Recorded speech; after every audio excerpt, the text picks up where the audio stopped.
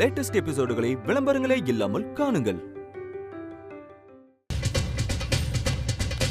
என்னங்க நீ பேசாம என்னங்க உங்களை தாங்க என்ன பண்றீங்க? எங்க என்னங்க பண்ண போறீங்க? எங்க என்னங்க பண்றீங்க? ஏய் சுமார்.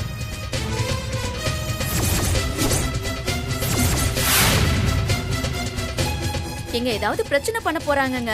அவங்க என்ன சொல்றது? நீ அமைதியா இரு.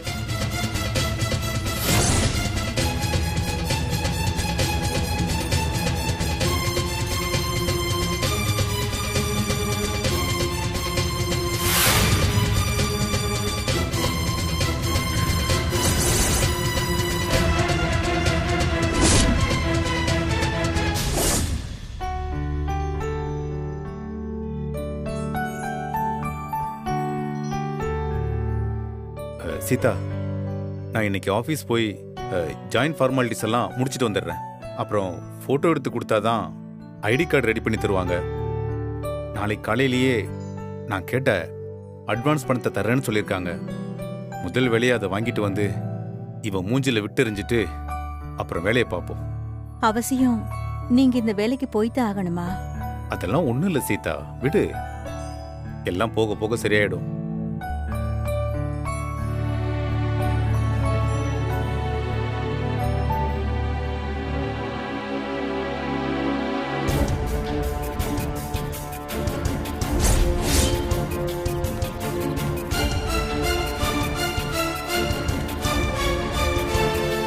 சரி வரேன்.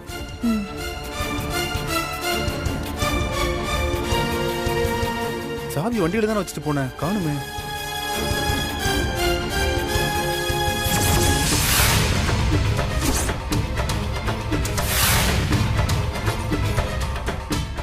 என்னங்க இது?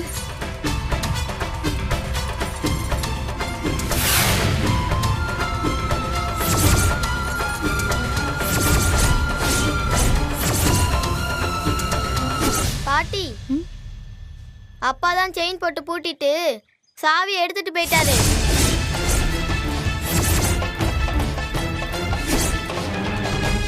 மேகலா, இங்க வாமா. ஏமா இப்படி ஒரு காரியத்தை பண்ணி வச்சுட்டு போயிருக்கான்? ஆமா, சும்மா இருக்கிறவர வட்டிக்காரன் தண்டல்காரன்னு சொல்லி வெறுப்பேத்திக்கிட்டே இருந்தா அவரும் பொறுத்து பொறுத்து பார்த்தாரு. இப்போ வட்டிக்காரன் என்ன செய்வானோ அததான் அவரும் செஞ்சிருக்காரு.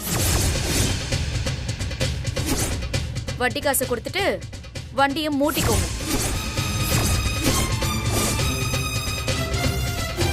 டேய் வாடா. உங்க அப்பா தான் வண்டியை பூட்டினாருன்னு போட்டு கொடுத்துட்டியா நீ? வா, உனக்கு இருக்கு. இதெல்லாம் சொல்லுவியா?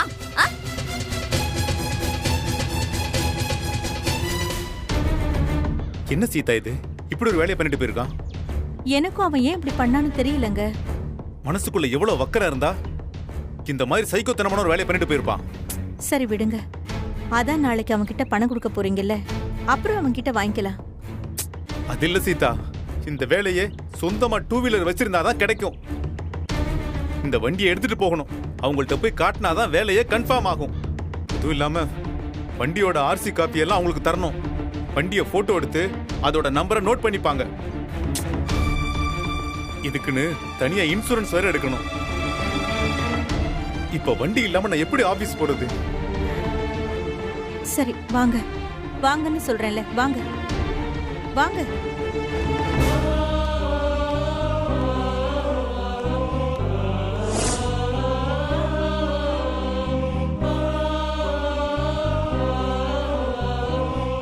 தினமும் புதுசு புதுசா எதையாவது பண்ணி இவன் பிரச்சனையை பெருசாக்கிக்கிட்டே போறானே, அவன் திருந்த மாட்டாங்க.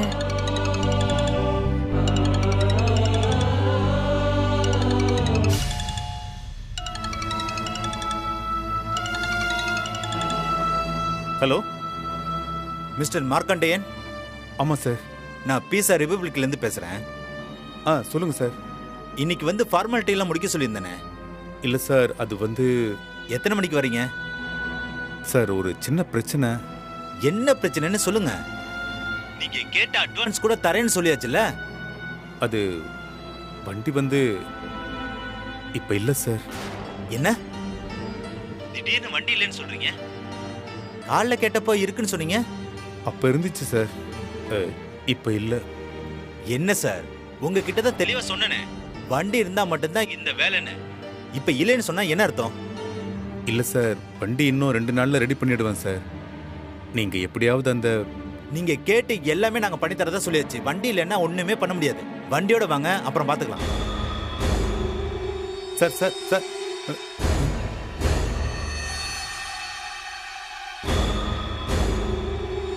என்னங்க, அதுக்காக மனசை போட்டு குழப்பிக்கிட்டு தேவையில்லாம டென்ஷன் ஆகாதீங்க. இங்க பாருங்க, நம்ம பட்டதெல்லாம் போதுங்க. நம்ம வேற எங்கேயாவது போயிடலாம், எப்படியாவது வாழ்ந்துக்கலாம். இங்க இருந்து இவனுக்கு பண்றதையெல்லாம் தினம் தினம் பார்த்து வெறுத்து போறதுக்கு பதிலா நம்ம தனியா வேற எங்கேயாவது போயிடலாம். ஏதோ நீங்க கோவத்துல பேசுனதுனால அவன் இப்படி பண்ணிட்டு போயிட்டான். அவன் வந்ததும் நான் வண்டி சாவி வாங்கி தரேன், நான் கேட்டா கொடுத்துருவான். நீங்க உட்காருங்களேன்.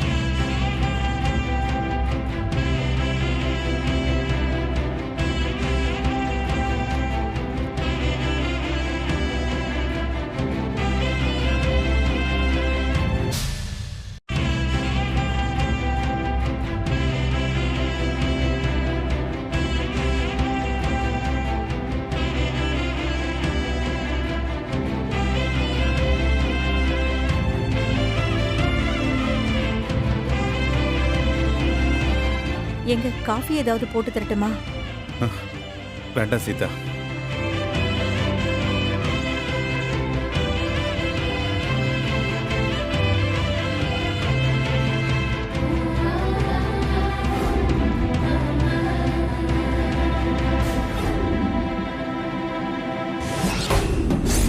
உங்க வெஹிக்கிளோட ஒரிஜினல் டாக்குமெண்ட்ஸ், உங்களோட ஐடி, அட்ரஸ் ப்ரூஃப் எல்லாத்தையும் கொடுத்துட்டு நாளையில இருந்து ஜாயின் பண்ணிக்கலாம். நீங்க கேட்ட அட்வான்ஸ் அமௌண்ட்டும் வாங்கி தரேன்.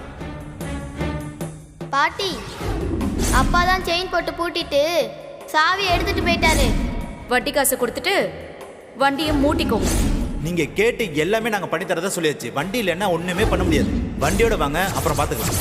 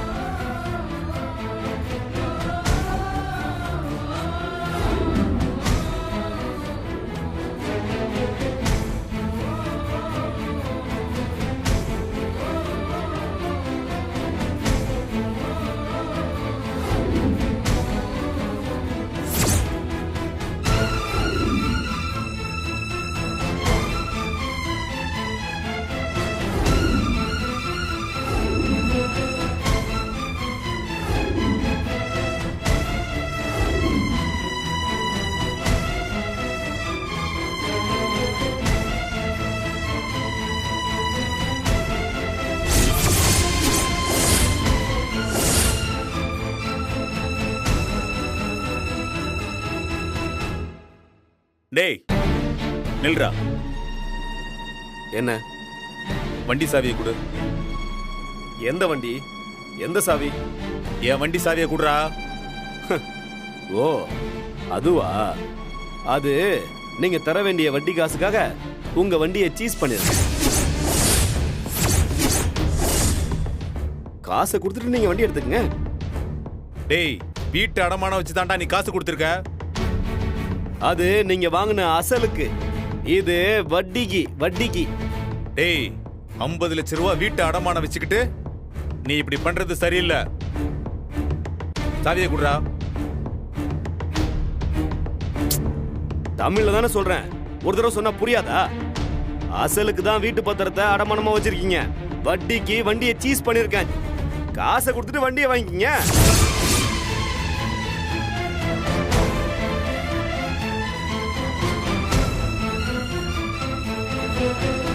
ராஜா, இதெல்லாம் ரொம்ப அநியாயம்டா.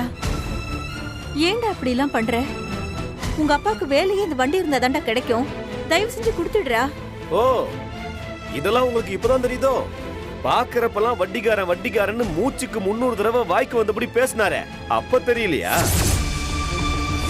இப்ப எங்க போச்சு உங்க வாயி? வட்டிக்காரன் அவன் வேலையை செஞ்சிட்டான். இப்ப பாருங்க எப்படி அடக்கு ஒடுக்கமா அடங்கி போயிருக்காருன்னு. இதெல்லாம் வார்த்தையை விடுறதுக்கு முன்னாடி யோசிச்சிருக்கணும்.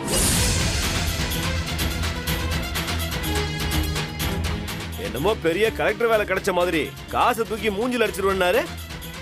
எங்க இப்ப ஏரியா சொல்லுங்களேன் பாப்போம். டேய் ராஜா, மா நீங்க ஒன்னும் பேசாதீங்க. காசை கொடுத்துட்டு வண்டியை வாங்கிட்டு போயிட்டே இருங்க. டேய், சாவியை குடுறா. ஏய், நீ ஏன் இப்ப தேவையில்லாம அப்பா டென்ஷன் பண்ணிட்டு இருக்க? முதல்ல வண்டி சாவி எடுத்து குடுறா. ஏய், பேசாம போக மாட்ட? ஏய், ஏன்டா இப்படிலாம் பண்ணிட்டு இருக்க? சாவி குடுறா. யார் நீ? வண்டி காசு தானே உனக்கு வேணும்? அதுக்கு பதிலா போய் பாண்டியோட வண்டி எடுத்துக்கோ போ. ஏய், நாங்க 2 பேரும் பேசிக்கிட்டு இருக்கும்போது யார் நீ குறுக்கு குறுக்க வந்து பேசிக்கிட்டு இருக்க? பேசாம இருக்கணும், புரியுதா? நீயே இந்த வீட்டுல ஆட்டைய போட தானே வந்திருக்க. அமைதியா போயிடு.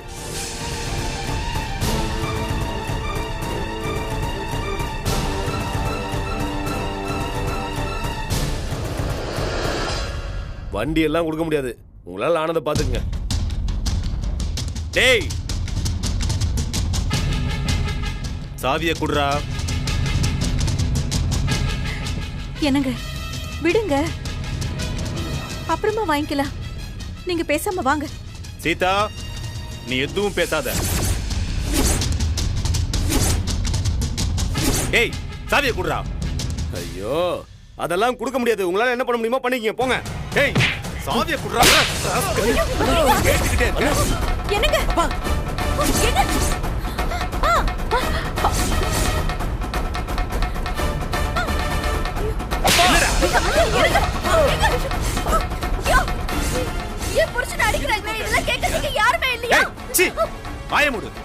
நீ எல்லாம் பேசவே கூடாது. அப்பா, எதுக்கு அப்படி போட்டு அடிச்சிட்டு இருக்கீங்க? அண்ணன் பண்ணது தப்பாவே இருந்தாலும் அதுக்காக கை நீட்டிடுவீங்களா? டேய், உனக்கு வேற தனியா சொல்லணுமா? டேய், இது எனக்கு அவனுக்கு உள்ள பிரச்சனை. நீ யாரா நடுவுல? அதுக்காக நீங்க பாட்டு அடிச்சிட்டே இருப்பீங்க, நான் கேட்க கூடாதா? ஏன் அப்படி பண்ணிட்டு இருக்கீங்க? டேய், நீ என்ன கேக்குறதுக்கு முன்னால உன் பொண்டாட்டி கிட்டையும் மாமனார் கிட்டையும் கேக்குறதுக்கு 1000 கேள்வி இருக்குடா. முதல்ல அங்க போய் கேளு. என்ன கேட்க வந்துட்டான் கேள்வி.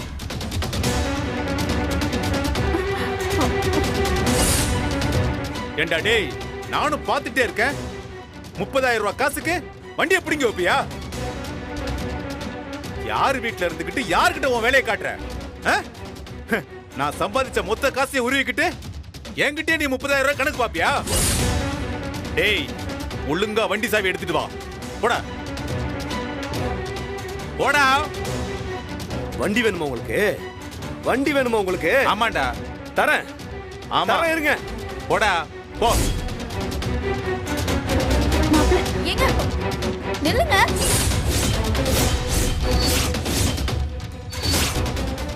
எதுக்கு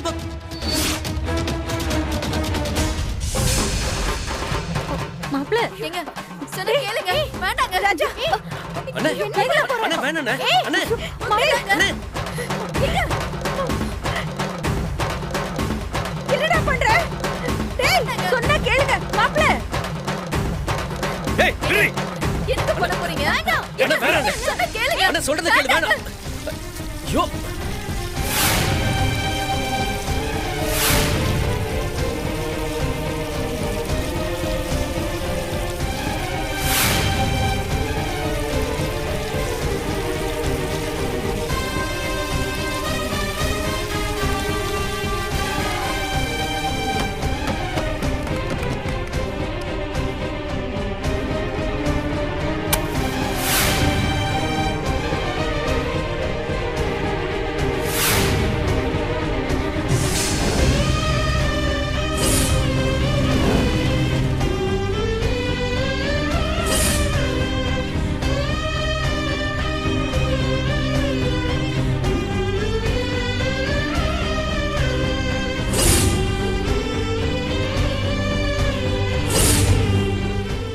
வேண்டிய 30,000 ரூபாய் வட்டி பணத்துக்கு பதிலா இந்த வண்டியை எரிக்க வேண்டியதா போயிடுச்சு. அடுத்த மாசம் வட்டி வரல, எதை எரிப்பேன்னு எனக்கே தெரியாது.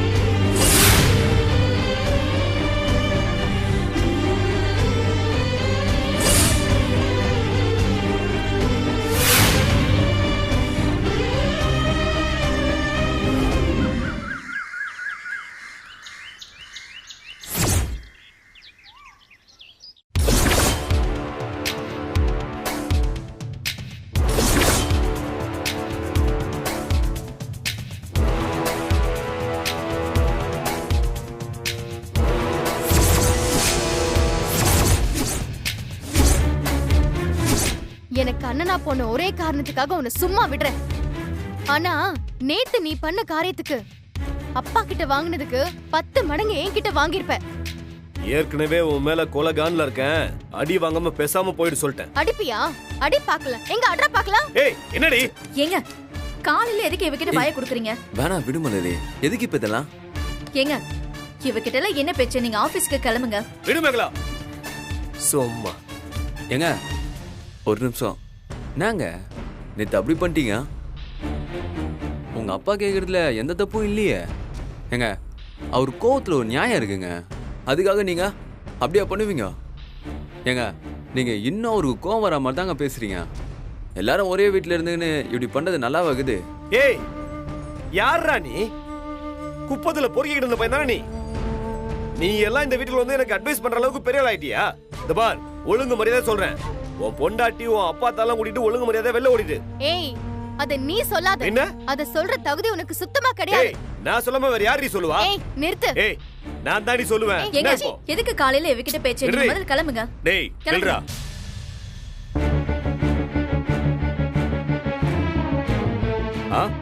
என்ன வேணும்? நீ தொடர்ந்து தப்பு மேல தப்பு பண்ணிட்டு இருக்க. அதனால நான் இன்னைக்கு ஒரு முடிவு எடுத்திருக்கேன். நேத்து வரைக்கும் உன்னை எனக்கு பிடிக்கலனாலும் உன்னை என் புள்ளையா தான் நினைச்சேன். ஆனா எப்ப என் வண்டியை கொளுத்துனியோ அப்பவே நீ எனக்கு புள்ளையும் இல்ல, நான் உனக்கு அப்பனும் இல்லடா. என்னங்க சீதா, எதுவும் பேசாத. இங்க பாரு, என்னைக்கு நீ இந்த வீட்டு விட்டு என்ன வெளியே போக சொன்னியோ அன்னைக்கே நீ எனக்கு அப்பன் இல்ல, நான் உனக்கு புள்ள இல்லன்னு நான் முடிவு பண்ணிட்டேன். டேய் ராஜா, என்னடா அப்பா இப்படி மரியாதை இல்லாம பேசுற? என்ன வீட்டை விட்டு வெளியே போன்னு சொல்லுவாரு. என் பொண்டாட்டி பிள்ளைங்க முன்னாடி என்ன அடிச்சு அசிங்கப்படுத்துவாரு. அது போக நீ எனக்கு புள்ளையே இல்லன்னு சொன்னதுக்கு அப்புறம் இந்த ஆளுக்கு மரியாதை ஒண்ணுதான் கேடா? டேய் சும்மா நடிக்காதடா.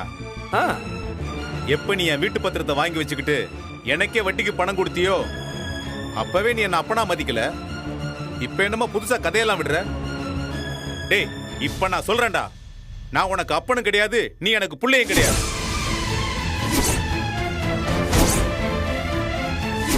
வாழ்க்கையில எத்தனையோ பிடிக்காத பேர நான் சந்திச்சு கண்டுக்காம தாண்டி வந்திருக்கேன்டா. நீ வேணா பாரு, உன் முன்னால நான் வாழ்ந்து காட்டுவேன்டா. அதான் வாழ்ந்து முடிச்சாச்சே. நீ வேலை செஞ்சது போதும்னு உன் கம்பெனிக்காரனே உனக்கு நோட்டீஸ் கொடுத்து அனுப்பிட்டான். இனிமே 56 வயசுக்கு மேல என்ன வாழ்ந்து கிழிக்க போற? நீ எல்லாம் அன்னைக்கே ஆஸ்பத்திரியிலே முடிஞ்சிருக்க வேண்டியது.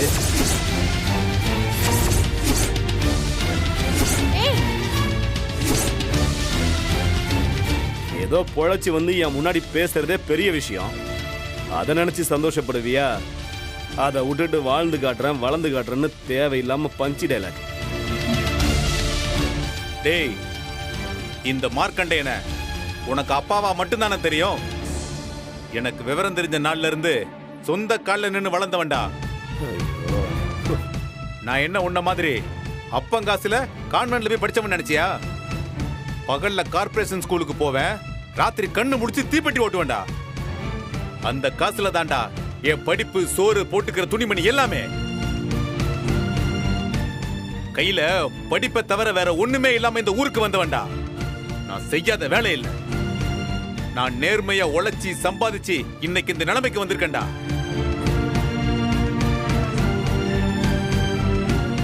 பாசங்கிற பேர்ல மொத்த சொத்து பத்தி எல்லாத்தையும் புடுங்கிட்டீங்க. இப்ப சொல்ற கேட்டுக்கடா, நீ தான் என்னோட முதல் எதிரி.